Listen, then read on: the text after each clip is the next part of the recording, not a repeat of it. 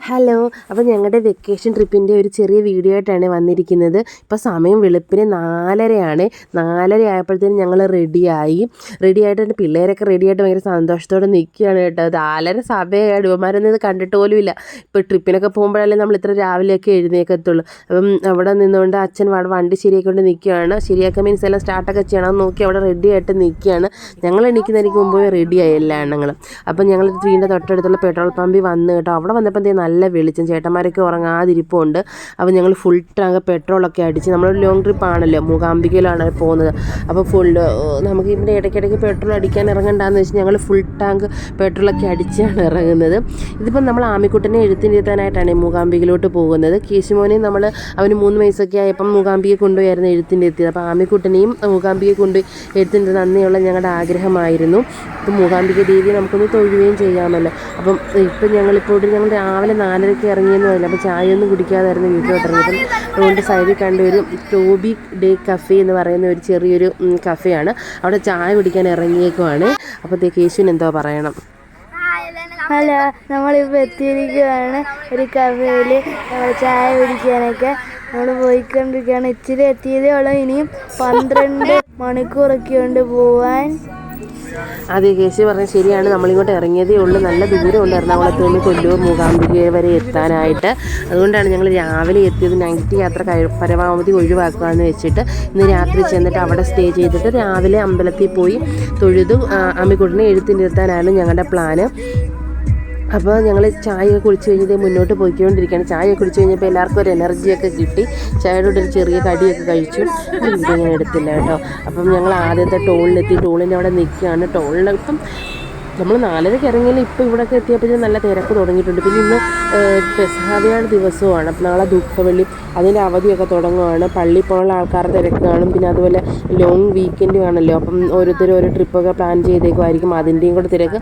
അപ്പോൾ റോഡിലൊക്കെ നല്ല തിരക്കുണ്ട്. ഞങ്ങൾ ആദ്യമായിട്ടാണ് ഈ ഒരു ട്രിപ്പിൽ കൂടി ഇങ്ങനെ ലോങ് കാർ യാത്ര പോകുന്നത്. കാരണം നമ്മൾ കേശുവൊക്കെ വലുതായതിനു ശേഷം, കാരണം നമ്മുടെ എറണാകുളത്തു നിന്ന് സ്റ്റാർട്ട് ചെയ്ത് നമ്മൾ എല്ലാ ജില്ലകളും ഏകദേശം കവർ ചെയ്യുന്നുണ്ട്, അങ്ങ് വടക്ക് കാസർഗോഡ് വരെയുള്ള. അതുകൊണ്ട് ഈ ട്രിപ്പ് എല്ലാവർക്കും ഭയങ്കര എൻജോയ് ചെയ്താണ് എല്ലാവരും പോകുന്നത്. ഞങ്ങൾ നേരത്തെ പോയ റോഡ് ട്രിപ്പുകളൊക്കെ തമിഴ്നാട്, പഴനി, കൊടൈക്കനാൽ അങ്ങോട്ടൊക്കെ ആയിരുന്നു. അതൊക്കെ നമ്മളാണെങ്കിൽ പിന്നെ പാലക്കാട് ചെന്ന് കോയമ്പത്തൂർ കയറി അങ്ങ് തമിഴ്നാട്ടിലോട്ട് കയറുവാണല്ലോ. അപ്പോൾ കേരളത്തിൻ്റെ മൊത്തം ജില്ലകളും കറങ്ങിയിട്ടുള്ളൊരു ട്രിപ്പായതുകൊണ്ട് എല്ലാവരും ഭയങ്കര എക്സൈറ്റ്മെൻ്റ് ആണ്. ഓരോ സ്ഥലത്ത് ചെല്ലുമ്പോൾ നമ്മുടെ കേരളത്തിൻ്റെ പ്രകൃതിക്കുണ്ടാകുന്ന വ്യത്യാസം അവർക്ക് മനസ്സിലാക്കാൻ പറ്റുന്നുണ്ട്. ഈ പാടമൊക്കെ കണ്ടപ്പോഴത്തേന് നല്ല പച്ചപ്പ് നിറഞ്ഞ പാടം കാണുമ്പോൾ കേശുമോനൊക്കെ തമിഴ്നാടെത്തി എന്ന് പറയുമായിരുന്നു. അവർ ശരിക്കും തമിഴ്നാട്ടിലാണ് ഇങ്ങനത്തെ കൃഷിയൊക്കെ ഉള്ളതെന്നാണ് അവരുടെ വിചാരം. പക്ഷേ ഇത് നമ്മുടെ കേരളം തന്നെയാണ്. കേരളത്തിൻ്റെ നല്ല നെല്ലാണ് കൃഷി ചെയ്തിരിക്കുന്നതെന്ന് തോന്നുന്നു. നല്ല ഭംഗിയുണ്ട്, നല്ല പച്ചപ്പ് നിറഞ്ഞ പാടം. ഇപ്പം ഞങ്ങളുടെ വീടിൻ്റെ സൈഡിലൊന്നും ഇങ്ങനത്തെ കൃഷിയൊന്നും നമുക്ക് കാണാനില്ല. ഇത് ശരിക്കും വലിയ പാടം കേട്ടോ. എന്ന് വെച്ചാൽ പാകിയിട്ടേ ഉള്ളൂ, ഇതൊന്ന് കിളിച്ച് വരുന്നതേ ഉള്ളെന്നാണ് എനിക്ക് തോന്നുന്നത്. ഇതൊക്കെ നെല്ലൊക്കെ വിളഞ്ഞ് നിൽക്കുമ്പോൾ കാണാൻ നല്ല ഭംഗിയായിരിക്കും. അപ്പം കുറേ തത്തകളൊക്കെ വരും നെല്ലൊക്കെ പറിക്കാൻ. വീട്ടിൽ കൊച്ചിൽ എൻ്റെ വീടിൻ്റെ അടുത്ത് ഇങ്ങനെ ഒരു പാടം ഉണ്ടായിരുന്നു. അവിടെ ഈ നെല്ലൊക്കെ ഇങ്ങനെ വിളയാറാകുമ്പോഴത്തേന് നിറയെ തത്തകൾ വരും കേട്ടോ. പക്ഷെ നമുക്കത് കാണാൻ ഭയങ്കര സന്തോഷമായിരിക്കും. പക്ഷേ അത് കൃഷി ചെയ്തവർക്ക് ഈ തത്തകളെ അത്ര ഇഷ്ടമല്ല. അവർ ഞങ്ങളോട് കൊച്ചു കുട്ടികളായിരുന്നു. അന്നേരം പറയും തത്തകളൊക്കെ വരുവാണെങ്കിൽ ഓടിച്ചിടുമെന്നൊക്കെ. അതിൻ്റെ കുറച്ച് ദൂരെയുള്ള ഉടമകളൊക്കെ ആയിരിക്കും ആ പാടത്തിൻ്റെ ഇങ്ങനെ പറയാതെ. കാരണം തത്ത നെൽക്കതിരെല്ലാം പറിച്ചുകൊണ്ട് പോകുമല്ലോ, കൂട്ടത്തോടായിരിക്കും തത്ത വരുന്നത്. ആദ്യം നമ്മുടെ നാഷണൽ ഹൈവേയുടെ പണിയൊക്കെ നടന്നുകൊണ്ടിരിക്കുകയാണ്. നമ്മൾ NH-66 പോകുന്നത്. ഈ ഭാഗമൊക്കെ കണ്ടത് 4 വരി റോഡിന് എന്തോ ചെറിയ പൊക്കത്തിൽ റോഡ് പണി വേണമെന്ന് എനിക്ക് തോന്നുന്നു. താഴത്തെ സർവീസ് റോഡിൽ കൂടെയാണ് ഞങ്ങളിപ്പം പോകുന്നത്. ഇവിടെയൊക്കെ വലിയ 2 തൂണുകളുണ്ട് കേട്ടോ. പക്ഷേ ചില ഭാഗത്തൊക്കെ ഞങ്ങൾ ഒറ്റ തൂണി നിൽക്കുന്നതുകൊണ്ട് അപ്പം ഞങ്ങൾക്ക് ഭയങ്കര സംശയമായിരുന്നു. ഈ 4 വരി പാതയൊക്കെ എങ്ങനെ ഒറ്റ തൂണി നിൽക്കുമെന്നാണ്. പിന്നെ ഞങ്ങൾ വെച്ച് നമ്മുടെ എഞ്ചിനീയർമാരൊക്കെ ആണല്ലോ പണിയുന്നത്, എന്താകും നമുക്ക് കാണാം എന്നുള്ള രീതിയിൽ. അപ്പോൾ ഇതും നമ്മുടെ നാഷണൽ ഹൈവേയുടെ തന്നെ വേറൊരു രീതിയിലുള്ള ഭാഗത്തോടാണ് ഇപ്പം ഞങ്ങൾ കടന്നു പോയത്. പിന്നെ ഇങ്ങോട്ട് വന്നപ്പോൾ നല്ല തെങ്ങിൻ തോപ്പ് കേട്ടോ. കേരളത്തിലൊക്കെ ഇപ്പം തെങ്ങുകളൊക്കെ കുറഞ്ഞു വരികയാണ്. തെങ്ങ് മാത്രമല്ല, തെങ്ങും നമ്മുടെ കവുങ്ങും കൂടെ ഇടകലർന്ന് നിൽക്കുന്ന ഒരു തോപ്പാണ് നമ്മളിപ്പോൾ കണ്ടത്. വീണ്ടും നമ്മൾ നാഷണൽ ഹൈവേയിലോട്ട് കയറി. നാഷണൽ ഹൈവേയിൽ ഇവിടെ എന്താണ് നടത്തി ഇങ്ങനെ കണ്ടോ, ഇതൊരു സാധനം ഇങ്ങനെ വെള്ളോട്ട് തെള്ളി വെച്ചിട്ടുണ്ട്. അത് പിന്നെടുത്ത് മാറ്റുമോ വല്ല ടെമ്പററി ആയിട്ട് വെച്ചേക്കുന്നതാണോ എന്ന് അറിയത്തില്ല.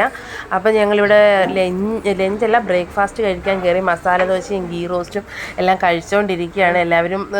കൂടുതലും നമ്മൾ യാത്രയൊക്കെ പോകുമ്പോൾ ബ്രേക്ക്ഫാസ്റ്റും ദോശയൊക്കെയാണ് ഞങ്ങൾ പ്രിഫർ ചെയ്യാറുള്ളത്. ഒരു പ്യുവർ വെജിറ്റേറിയൻ ഹോട്ടലിലാണ് നമ്മൾ കയറിയത്. കാരണം ഞങ്ങൾ കുറച്ച് ദിവസമായിട്ടും വെജിറ്റേറിയൻ ആയിരുന്നു. മൂകാംബികയിലെ ആമിക്കുട്ടനെ എഴുത്തിനിരുത്താൻ പോവുകയല്ലേ, അതുകൊണ്ട്. അപ്പോൾ രാവിലത്തെ ഇന്നും നാളെയും കൂടെ ഇന്നും കൂടെ ഫുൾ വെജിറ്റേറിയൻ ആയിരിക്കും. ഇനി അമ്പലത്തിലൊക്കെ പോയി തൊഴുതൊക്കെ കഴിഞ്ഞ് എല്ലാവരും നമ്മൾ നോൺ വെജ് കഴിക്കത്തുള്ളൂ. ഇതൊരു പാലമാണ്, നല്ല ഭംഗിയുണ്ട്, ഒരു നദിയുടെ സൈഡിൽ കൂടെയുള്ള പാലമാണ്. അപ്പോൾ അവിടെ ഇങ്ങനെ നമുക്ക് കുറേ തെങ്ങിൻ തൂക്കുകളൊക്കെ നിറഞ്ഞു നിൽക്കുന്നത് കാണാം. അതിൻ്റെ സൈഡിലായിട്ട് കുറച്ച് ചെറിയ ചെറിയ ദ്വീപുകളും കാണാം കേട്ടോ. ഇത് ഞാൻ ആദ്യമായിട്ടാണ് കണ്ടൽക്കാടുകൾ കാണുന്നത്. ഈ നമ്മുടെ കേരളത്തിൻ്റെ വടക്കേ സൈഡിലോട്ട് വരുമ്പോഴാണല്ലോ കണ്ടൽക്കാടുകൾ, മാൻഗ്രൂവ് ഫോറസ്റ്റുകളൊക്കെ കൂടുതലുള്ളത്. ഇവിടെ കണ്ട മിക്ക നദികളിലും മാൻഗ്രൂവ് ഫോറസ്റ്റുകൾ കണ്ടു.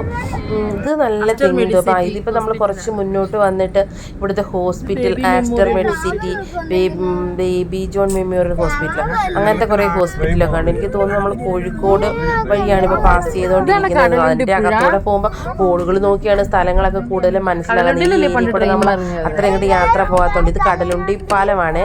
അങ്ങ് കാണുന്നത് കടലുണ്ടിയിലെ ട്രെയിൻ പോകുന്ന പാലമാണ്. പണ്ട് ഒരു കടലുണ്ടി പാലത്തിലൊരു ട്രെയിൻ അപകടം നടന്നതാണ്. അപ്പോൾ എനിക്ക് പെട്ടെന്ന് ഓർമ്മ വരുന്നത് ഒരു വലിയ അപകടമായിരുന്നു. കുറേ നാളുകൾക്ക് മുമ്പാണ് ആ ആക്സിഡൻറ്റിൻ്റെ ന്യൂസ് കേട്ടിട്ടുള്ളത്. ആ പാലത്തിൻ്റെ ഇപ്പുറത്തെ സൈഡ് നമ്മുടെ സാധാരണ റോഡിൽ കൂടെയാണ് നമ്മളിപ്പോൾ പോകുന്നത്. ആ കാണുന്നതാണ് റെയിൽവേ പാളം. അപ്പോൾ അതിൻ്റെ സൈഡിലെല്ലാം ഇങ്ങനെ മാൻഗ്രൂവ് ഫോറസ്റ്റ് ആണ്.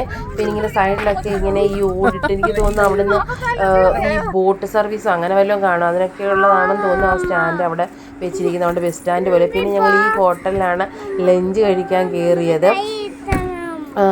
വസന്ത് വിഹാർ എന്നാണ് ഈ ഒരു ഹോട്ടലിൽ വരും. റോഡ് സൈഡ്, ഹൈവേയുടെ സൈഡിൽ. ഈ ഏരിയയിലൊക്കെ ഹോട്ടൽ കിട്ടാൻ ഭയങ്കര ഹോട്ടൽ ഇല്ലാത്തത് കൊണ്ടല്ല, ഹൈവേയുടെ പണിയൊക്കെ നടക്കുന്നതുകൊണ്ട് മിക്കവാറും ഹോട്ടലിലോട്ട് ആക്സസ് ഒന്നുമില്ല. അപ്പോൾ കുറേ തപ്പിയാണ് നമുക്ക് ഈ ഹോട്ടൽ കിട്ടിയത്. പക്ഷെ വലിയ കുഴപ്പമില്ലായിരുന്നു, ഫുഡൊക്കെ നല്ലതായിരുന്നു. നമ്മൾ ഏകദേശം കാസർഗോഡ് കയറി എന്നാണ് എനിക്ക് തോന്നുന്നത് ഇപ്പം. അതെ, ഇതിപ്പോൾ കാസർഗോഡ് ബേക്കൽ ബീച്ചാണ് കേട്ടോ. അപ്പോൾ ഞങ്ങൾ ഈ നടന്നത് നമ്മുടെ റോഡിൻ്റെ ഇതിൻ്റെ സൈഡിൽ കൂടെ തന്നെയാണ് റോഡ്. അപ്പോൾ കുറേ നാളായി ബീച്ചിലൊക്കെ പോയിട്ട്. ആലപ്പുഴക്കാരാണല്ലോ, ആലപ്പുഴ ബീച്ചിലൊന്നും ഞങ്ങൾ പോകാറുള്ളൂ, വളരെ റയറായിട്ടേ പോകാറുള്ളൂ. എൻ്റെ ഓർമ്മ ശരിയാണെങ്കിൽ 3-4 വർഷങ്ങൾക്ക് മുമ്പാണ് ഒരു പ്രാവശ്യം ബീച്ചിൽ പോയി. അപ്പം ഇത് റോഡ് സൈഡിൽ തന്നെ. അപ്പോൾ ഒന്ന് ഇറങ്ങിയിട്ടാന്ന് പെട്ടെന്ന് വിചാരിച്ചു. ഇത്രയും ക്ലോസ് ആയിട്ട് ഞാൻ ആദ്യമായിട്ട് കാണും റോഡും ബീച്ചും കൂടെ. ഒട്ടും തിരക്കുമില്ല. ഏകദേശം വൈകിട്ടായി സമയം, പക്ഷേ ഈ ബീച്ചിൽ ആരുമില്ല. ആലപ്പുഴ ബീച്ചിലൊക്കെ പോയാൽ ഭയങ്കര തിരക്കാണ്. നമുക്കങ്ങനെ വലുതായിട്ട് എൻജോയ് ചെയ്യാനും പറ്റില്ല. മൊത്തം ആളും ക്രൗഡും എല്ലാമാണ്. പക്ഷേ ഭംഗിയുള്ള ബീച്ചാണ് ആലപ്പുഴ ബീച്ച്. അപ്പോൾ ഇവിടെ ആരുമില്ല കേട്ടോ. പിള്ളേർക്കൊക്കെ നന്നായിട്ട് ഓടിക്കളിക്കാനും എൻജോയ് ചെയ്യാനും ഒക്കെ പറ്റി. കുറേ നാളുകൾക്ക് ശേഷം ബീച്ച് കാണുന്നു. അത് തന്നെ ശാന്തി സമാധാനമുള്ള ഒരു ബീച്ച്. അതോടെ കണ്ടപ്പോഴത്തേനും എല്ലാവർക്കും വലിയ സന്തോഷമായി. ഞങ്ങളെല്ലാം ആ ബീച്ചിലിറങ്ങി ഇങ്ങനെ എൻജോയ് ചെയ്യുവാണേ. സൺസെറ്റ് ആകാറായെന്ന് തോന്നുന്നു, അതുകൊണ്ട് നല്ല ഓറഞ്ച് കളർ അവിടെ. പിന്നെ നമ്മുടെ ആലപ്പുഴയിലെ കാണുന്ന ബീച്ചിൻ്റെ പോലത്തെ അത്ര നല്ല വെള്ള കളറല്ല ഇവിടുത്തെ ബീച്ചിലെ മണ്ണെന്നാണ് എനിക്ക് കണ്ടപ്പോൾ തോന്നിയത്. ആലപ്പുഴയിലെ ബീച്ചൊക്കെ നല്ല വെള്ള മണ്ണലാണ്. നോർത്ത് സൈഡോട്ട് ആയതുകൊണ്ടായിരിക്കും ഒരു ചുവപ്പ് കളർ പോലെ തോന്നി ബീച്ച് സൈഡിലെ മണ്ണൊക്കെ. പിന്നെ ബീച്ച് സൈഡിൽ അങ്ങനെ കക്കാൻ ഞണ്ട് അതൊന്നും ഞാൻ കണ്ടില്ല. അതൊക്കെ സാധാരണ നമ്മൾ മറ്റേ ആലപ്പുഴ ബീച്ചിൻ്റെ അവിടെയൊക്കെ പോകുമ്പോൾ ഇങ്ങനെ പെട്ടെന്ന് റോഡ് ഈ ബീച്ചിൻ്റെ സൈഡോട് കുറേ കാട്ടിലെ കൃഷികളും അതുപോലെ ചെറിയ ചെറിയ ഞണ്ടുകളും ഒക്കെ പോകുന്നതാണ് എൻ്റെ പെട്ടെന്ന് എനിക്ക് ഓർമ്മ വന്നത്. പക്ഷേ ഇവിടെ അങ്ങനെയൊന്നും കണ്ടില്ല. അവിടെ ഇങ്ങനെ കുറേ ഒരു പാറ കണ്ടു. ആ പാറയോട്ട് പോകണമെന്നൊക്കെ എല്ലാവരും പറയുന്നുണ്ടായിരുന്നു, അതിൻ്റെ കയറി നിൽക്കണമെന്ന്. പക്ഷേ പിന്നെ ഈ വെള്ളം ഇങ്ങനെ തട്ടി തട്ടി കിടക്കുമല്ലേ, നല്ല തെന്നുന്നതായിരിക്കും. അതുകൊണ്ട് അവർക്ക് പോകാനുള്ള ധൈര്യം ആരും കാണിച്ചില്ല. പോകണമെന്ന് പറയുന്നുണ്ടായിരുന്നു എല്ലാവരും. കാറ് ഇരുന്നപ്പോഴും ആ പാറ എന്നൊക്കെ പറഞ്ഞ് ഇറങ്ങിയാണ് ഞങ്ങൾ വന്നത്. പക്ഷെ ഞങ്ങളാരും കയറിയില്ല കേട്ടോ ആ പാറയിലോട്ട്. പിന്നെ സൺസെറ്റിൻ്റെ സമയം ഏകദേശം ആകാറായി. സൺസെറ്റിന് ഉള്ള ഒരു ഒരുക്കത്തിലാണ് അവിടെ സൂര്യൻ. പക്ഷെ സൺസെറ്റ് കാണണമെങ്കിൽ ഞങ്ങൾ നിന്നില്ല, കാരണം ഞങ്ങൾക്കങ്ങ് മൂകാംബികയിൽ എത്തണമല്ലോ, കൊല്ലൂർ. അതുകൊണ്ട് ഞങ്ങൾ കുറച്ച് നേരമൊക്കെ ബീച്ചിൽ നിന്ന് എൻജോയ് ചെയ്തു. ആമിക്കുട്ടിയൊക്കെ ആദ്യമായിട്ടാണ് ബീച്ചിൽ വരുന്നതെന്ന് എനിക്ക് തോന്നുന്നു. അവളൊന്നും അങ്ങനെ ഞങ്ങൾ ബീച്ചിലൊന്നും അത്ര കൊണ്ടുപോയിട്ടില്ല. അതുകൊണ്ട് അവളും ശരിക്കും എൻജോയ് ചെയ്തു. ഞാൻ വെച്ചാൽ അവൾ ശരിക്കും പേടിക്കുമായിരുന്നു, പക്ഷേ ഓരോ തിര വരുമ്പോഴും അവളും എൻജോയ് ചെയ്യുമായിരുന്നു. അപ്പോൾ അങ്ങനെ കുറച്ച് നേരം ഞങ്ങൾ ബീച്ചിലൊക്കെ നിന്ന് കളിച്ചിട്ട് ഞങ്ങൾ ഇവിടെ കാറിലിരുന്നുകൊണ്ട് സൺസെറ്റ് കാണുവാണ്. ബീച്ചൊക്കെ വിട്ട് ഞങ്ങൾ മുന്നോട്ട് പോയി, കാരണം നമുക്കങ്ങ് എത്തണമല്ലോ. ഇതിപ്പോൾ നമ്മളിപ്പോൾ ഒരു ടോളിൻ്റെ അവിടെ എത്തിയതാണ്.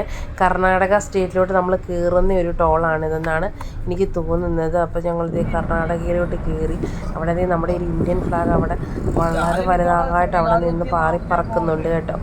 അപ്പം കർണാടകയിലോട്ട് ഞങ്ങൾ എത്തിയിരിക്കുകയാണ്. ഇവിടേക്ക് എത്തിയപ്പോൾ ഈ സമയത്തൊക്കെ നല്ല തിരക്കുണ്ട് റോഡിലൊക്കെ. അവിടെ എന്തൊരു സിഗ്നലുണ്ട്, അതാണ് നമ്മളിവിടെ നിന്നത്. ഇത് ബാംഗ്ലൂർ റോഡെന്ന് എന്തോ അവിടെ എഴുതി വെച്ചിട്ടുണ്ട്. അപ്പോൾ ഇതായിട്ട് Mangalapuram road welcome to Mangaluru, ആ ബോർഡാണ് നമ്മളവിടെ കാണുന്നത്.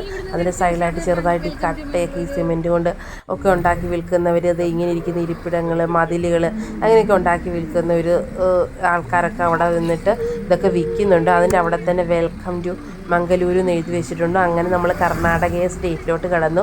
നീണ്ട് നിവർന്ന കേരള യാത്രകൾ കഴിഞ്ഞിട്ട് നമ്മൾ കർണാടകയിലോട്ട്. അപ്പം ഞങ്ങളൊരു സൈഡിലൊരു നദി കണ്ടു കേട്ടോ. ഞങ്ങളെല്ലാവരും പെട്ടെന്ന് വിചാരിച്ചു ആ നദി മറ്റേ അർജുനൻ്റെ ടിപ്പർ പറഞ്ഞ ഒരു നദിയായിരിക്കും. പക്ഷെ ആ നദി അല്ലായിരുന്നു അത്. പിന്നെ ഇങ്ങോട്ട് വന്നപ്പോഴത്തേനും ഒരു അമ്പലത്തിൽ ഉത്സവം നടക്കുവാണ്. ഭയങ്കര രസമായിട്ട് ലൈറ്റൊക്കെ ഡെക്കറേറ്റ് ചെയ്തിരിക്കുന്നത്. എന്ത് ഭംഗിയെന്നൊക്കെ നമ്മുടെ കേരളത്തിലേക്ക് ഒരു അമ്പലത്തിലൊക്കെ ഇങ്ങനെ ലൈറ്റുകളൊക്കെ ഉത്സവത്തിന് കണ്ടുള്ളൂ. പക്ഷേ ഈ അമ്പലം മൊത്തം സ്ട്രക്ചറൊന്നും കേരളത്തിൻ്റെ അല്ല, പക്ഷെ നല്ല ഭംഗിയായിട്ട് ലൈറ്റിംഗ് ഒക്കെ ചെയ്തിരിക്കുന്നു. അത്യാവശ്യം തിരക്കും ഉണ്ട് അവിടെ. അതേ അങ്ങനെ ഞങ്ങൾ ഇവിടെ എത്തി. ഞങ്ങളുടെ ഹോട്ടൽ റൂമാണ് ഇത്. ഇവിടെ എത്തിയപ്പോഴത്തേനും ഹോട്ടൽ റൂമൊന്നും അവൈലബിൾ അല്ല. മിക്കവാറും ഹോട്ടലിൻ്റെ വാതിക്കലൊക്കെ സോൾഡ് ഔട്ടോ അല്ലെങ്കിൽ നോ റൂം എന്നൊക്കെ എഴുതി വെച്ചേക്കുമായിരുന്നു. പിന്നെ ഞങ്ങൾക്ക് ഭാഗ്യത്തിന്, അല്ലെങ്കിൽ പിന്നെ ഒത്തിരി ദൂരെ പോകണം. കുറേ പേരൊക്കെ ഇവിടെ നിന്ന് അങ്ങ് തിരിഞ്ഞിട്ട് കുറേ ദൂരം 30 കിലോമീറ്ററൊക്കെ ദൂരെയുള്ള ഹോട്ടലിലോട്ടൊക്കെ പോകുന്നത്. നമുക്ക് അത്രയും ദൂരെ വീണ്ടും തിരിച്ചു പോയിട്ട് നാളെ രാവിലെ തിരിച്ച് വീണ്ടും പിള്ളേരുമായിട്ട് വരണ്ടായോ. അതിന് ഇവിടെ അടുത്ത് തന്നെ ഹോട്ടൽ കിട്ടണമെന്ന് പറഞ്ഞ് അന്വേഷിച്ചാണ് ഒരു ഹോട്ടൽ കിട്ടി. അപ്പോഴത്തേനും ഒരു റൂം ഇന്ന് ചോദിക്കുന്ന 8500 റുപ്പീസാണ്. പക്ഷേ കുഴപ്പമില്ല, നമുക്ക് ദൂരോട്ട് പോകുന്നതിനെക്കാട്ടിലും അമ്പലത്തിൻ്റെ അടുത്ത് തന്നെ സ്റ്റേ ചെയ്യാമെന്ന് വെച്ചാൽ ആ ഹോട്ടലിൽ ഞങ്ങൾ റൂം എടുത്തു. വേറെ ഒന്നും കിട്ടാനുമില്ല. അത് ഞങ്ങൾ ജസ്റ്റ് രാത്രി അമ്പലമൊക്കെ അടച്ചോന്ന് അറിയാനായിട്ട് ഇങ്ങനെ ഇറങ്ങി ഒന്ന് വന്ന് നോക്കിയതാണ്. ഹോട്ടലിൽ എല്ലാം വെച്ചിട്ടൊന്ന് ഫ്രഷ് ആയിട്ട് ഇറങ്ങിയതാണ്. ഇതാണ് അമ്പലത്തിൽ വേ ടു ദർശൻ എന്നൊക്കെ കൊടുത്തിരിക്കുന്ന ബോർഡൊക്കെ ഞങ്ങൾ കണ്ടു. അവിടെ നിന്ന് നോക്കിയാൽ അമ്പലം ഒന്നും കാണത്തില്ല, പക്ഷേ അമ്പലത്തിലോട്ട് പോകാനുള്ള ദർശനത്തിന് പോകാനുള്ള വഴി ക്യൂ അവിടെയാണ് തുടങ്ങുന്നതെന്ന് എഴുതി വെച്ചിരിക്കുന്ന ബോർഡൊക്കെ അവിടെ കണ്ടു. രാത്രി ആയതുകൊണ്ട് ആൾക്കാരൊക്കെ വളരെ കുറവാണ്, കാരണം അമ്പലം ഓൾറെഡി അടച്ചു കഴിഞ്ഞല്ലോ. ഞങ്ങൾ ജസ്റ്റ് ഇവിടേക്ക് നടന്ന് നോക്കാമെന്ന് വെച്ച് ഇങ്ങനെ നടന്ന് നോക്കിയതാണ്. അപ്പോൾ ഇവിടുത്തെ കടകളൊക്കെ ഓൾമോസ്റ്റ് എല്ലാം അടച്ചു. അവർ അതെല്ലാം ഇതൊക്കെ വെച്ച് അടച്ചു വെച്ചേക്കുക, ഈ മറ്റേ ടാർപോളിനൊക്കെ വലിച്ചിട്ട്. ഇതെല്ലാം അമ്പലത്തിൻ്റെ പുറഭാഗം. ഇതെല്ലാം നമ്മൾ ക്യൂ നിൽക്കുന്ന സ്ഥലമാണ്. ഞങ്ങൾ വിചാരിക്കുക പകലും ഇതുപോലെ ആയിരുന്നെങ്കിൽ രാവിലെ വരുമ്പോൾ ആരും ഇല്ലായിരുന്നെങ്കിൽ എന്ത് രസമായിരുന്നു. പക്ഷേ രാവിലത്തെ ഗതി എന്താണെന്ന് രാവിലെ കാണിച്ചു കേട്ടോ. ഇപ്പോൾ ഒട്ടും തിരക്കില്ല. അത് ഞങ്ങൾ ഇവിടേക്ക് ഒന്ന് നടന്ന് ഇവിടെ നിന്ന് ഇപ്പോൾ തിരക്കില്ല. അപ്പോൾ അമ്പലത്തിനോട് മൂകാംബികയുടെ കൂടൊക്കെ ഇങ്ങനെ ലൈറ്റ് കത്തി നിൽപ്പുണ്ട്. അവിടെയൊക്കെ നിന്ന് കുറച്ച് ഫോട്ടോ ഒക്കെ എടുത്ത് ഞങ്ങൾ അങ്ങനെ തിരിച്ചു പോയി. ബാക്കി വീഡിയോ